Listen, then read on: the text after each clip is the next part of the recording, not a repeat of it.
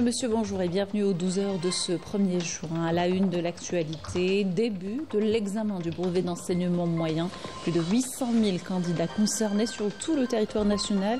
Et depuis Rabdaya, le ministre de l'Éducation nationale revient sur les conditions et les moyens mobilisés. Nous l'écouterons dans quelques instants.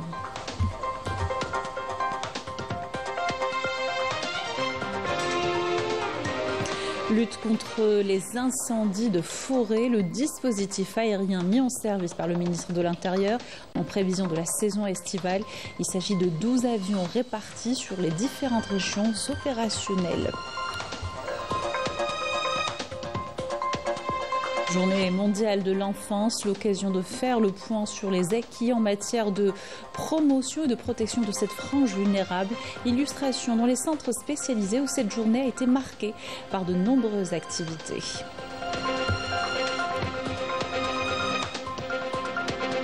À l'étranger, tensions sociales exacerbées au Maroc, de plus en plus de voix s'élèvent contre la politique de marginalisation du Marzen. De nouvelles restrictions touchant aux pratiques religieuses suscitent l'indignation de la population. Les détails dans ce journal. Bienvenue à tous, heureuse de vous retrouver. Je vous disais en titre, début ce matin des épreuves du brevet d'enseignement moyen. Plus de 800 000 élèves sur tout le territoire national sont concernés par l'examen qui se poursuivra jusqu'au 3 juin. 3000 centres d'examen ont été mobilisés et préparés à l'occasion et où tous les moyens humains et matériaux sont réunis. Le coup d'envoi des épreuves a été donné par le ministre de l'Éducation nationale depuis l'école Mohamed Boudiaf à Rabdaya.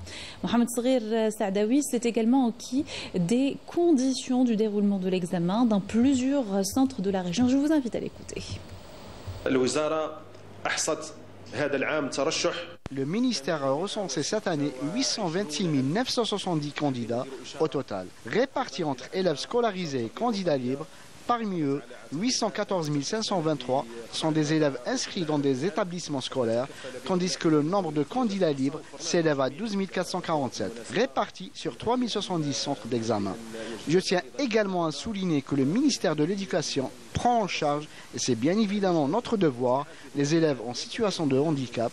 Nous avons mis en place toutes les conditions nécessaires pour leur permettre de passer les épreuves du BEM dans les mêmes conditions que le reste des candidats. Leur nombre s'élève à 1582 candidats.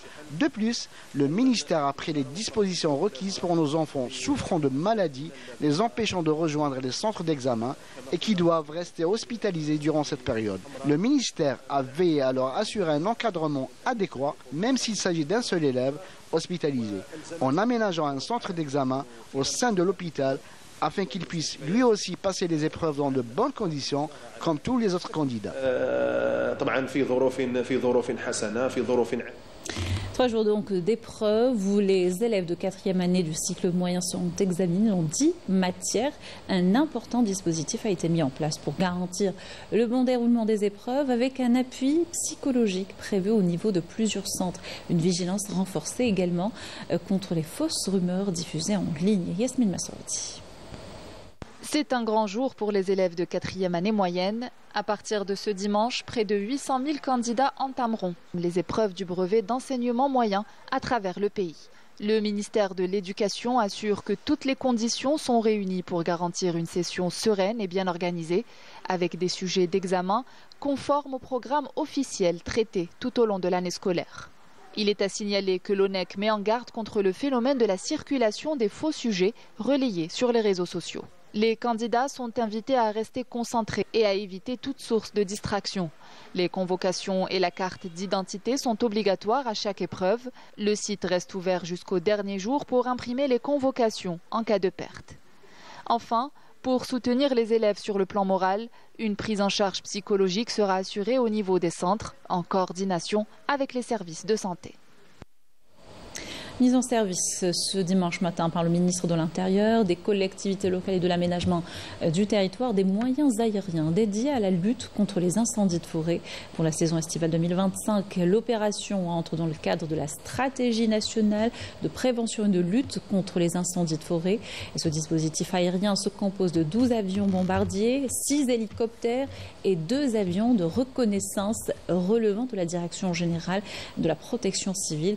En plus des d'hélicoptères et d'avions bombardiers d'eau de grande capacité relevant de l'armée nationale populaire.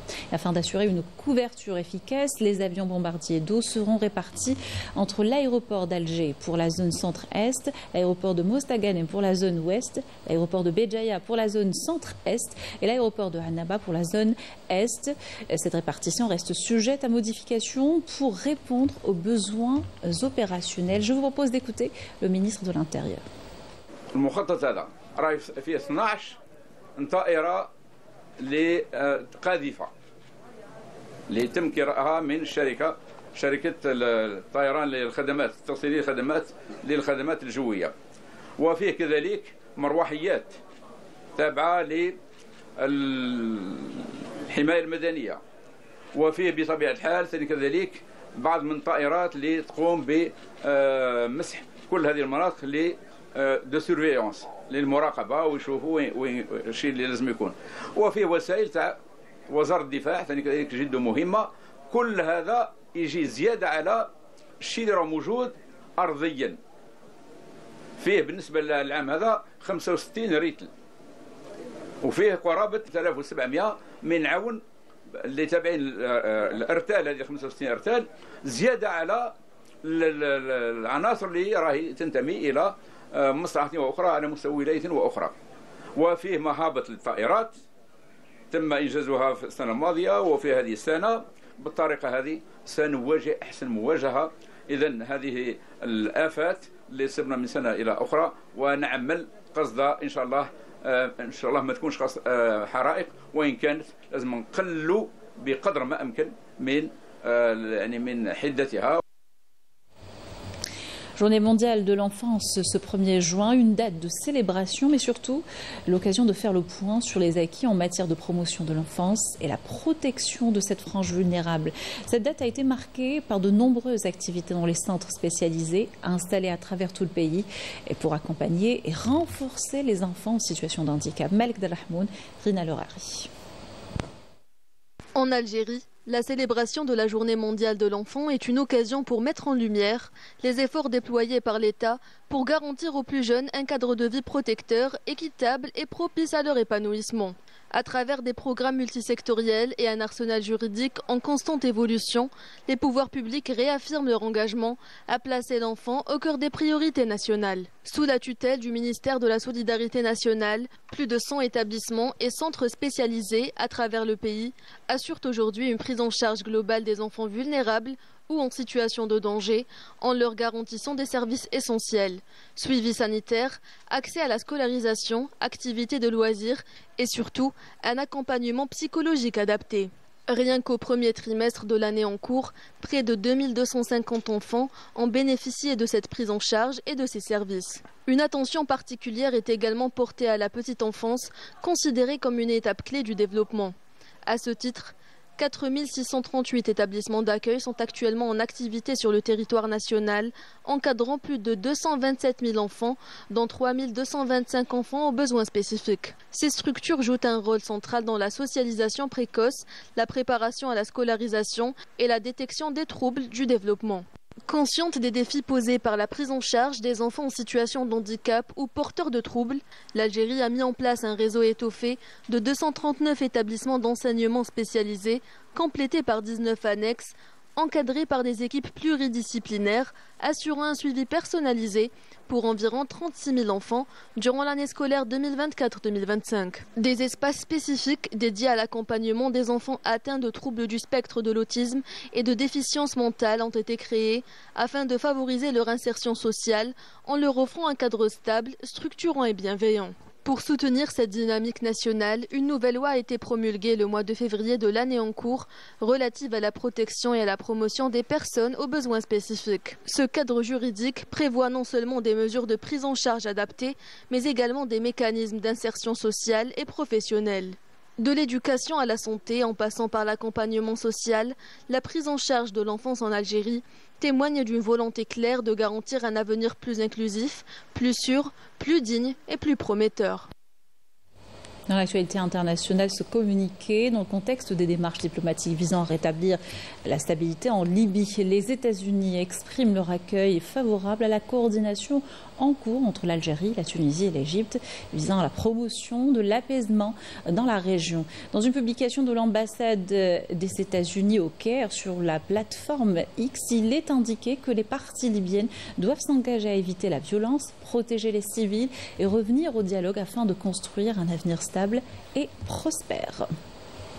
Le ministère britannique des Affaires étrangères lance un avertissement à l'adresse des ressortissants souhaitant se rendre au Maroc en raison de la hausse du niveau des menaces sécuritaires, évoquant la possibilité d'attentats terroristes ciblant les intérêts du Royaume-Uni dans ce pays.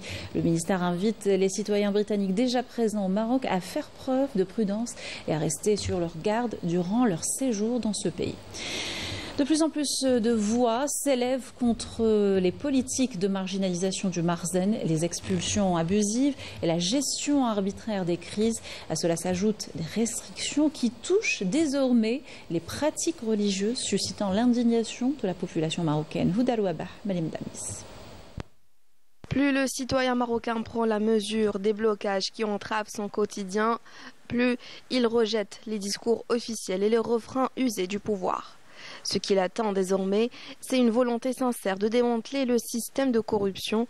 Pourtant, cette exigence de justice et de transparence s'est heurtée à une réaction brutale du Marzen, qui a choisi de faire passer des lois protégeant les corrompus de toute poursuite, consacrant ainsi de manière implicite la légitimation du système lui-même.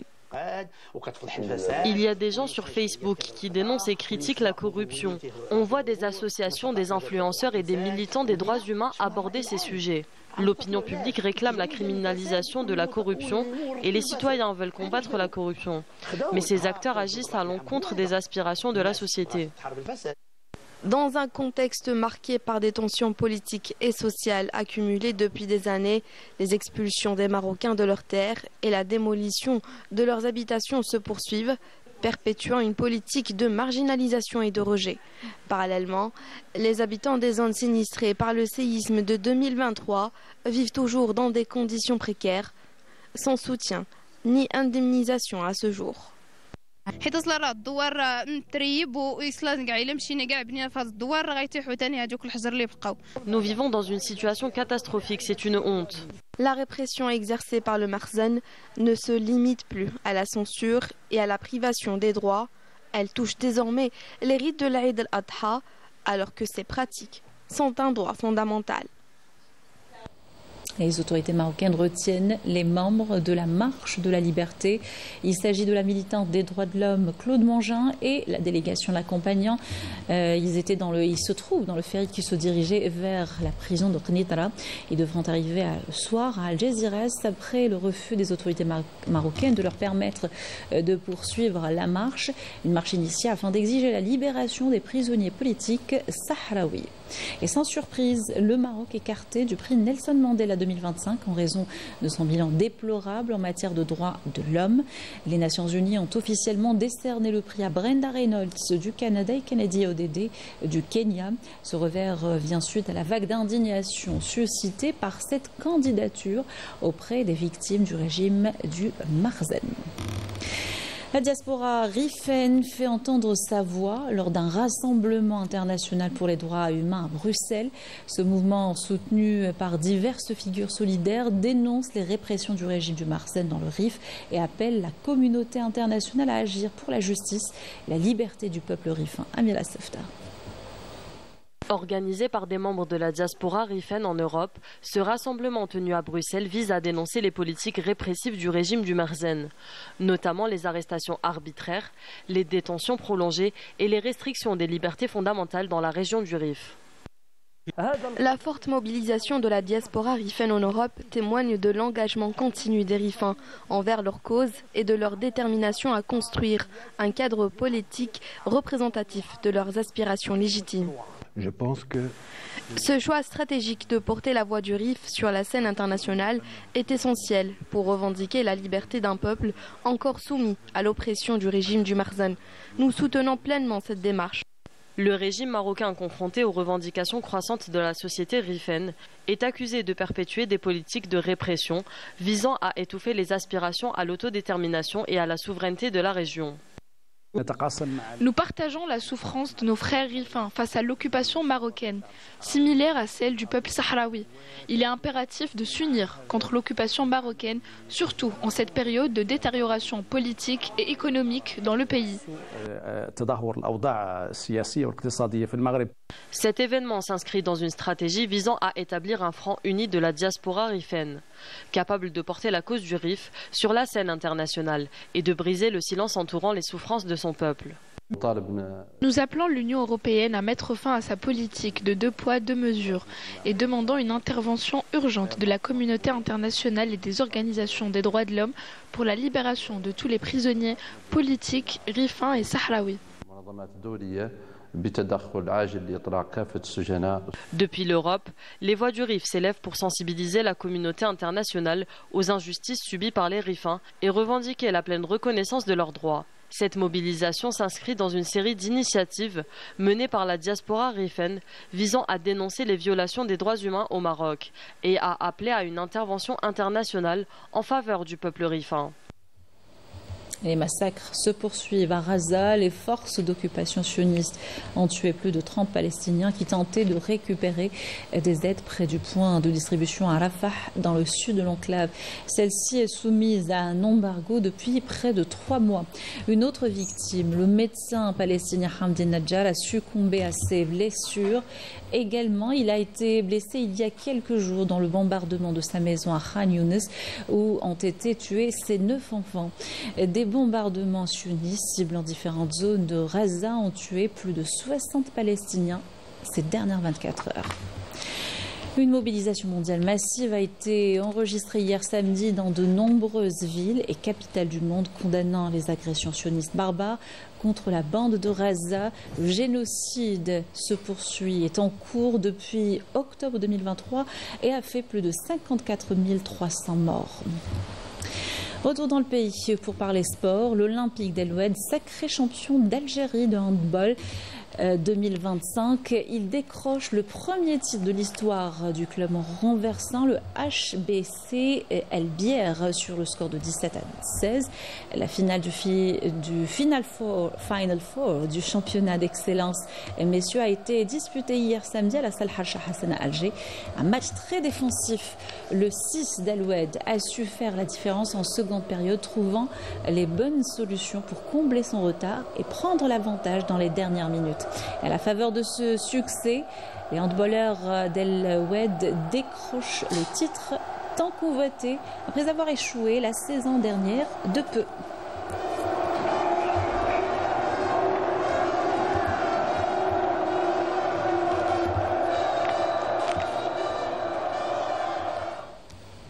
Félicitations à l'Olympique d'El-Oued. C'était la dernière information de notre journal. Merci de l'avoir suivi et excellente journée sur Canal Algérie.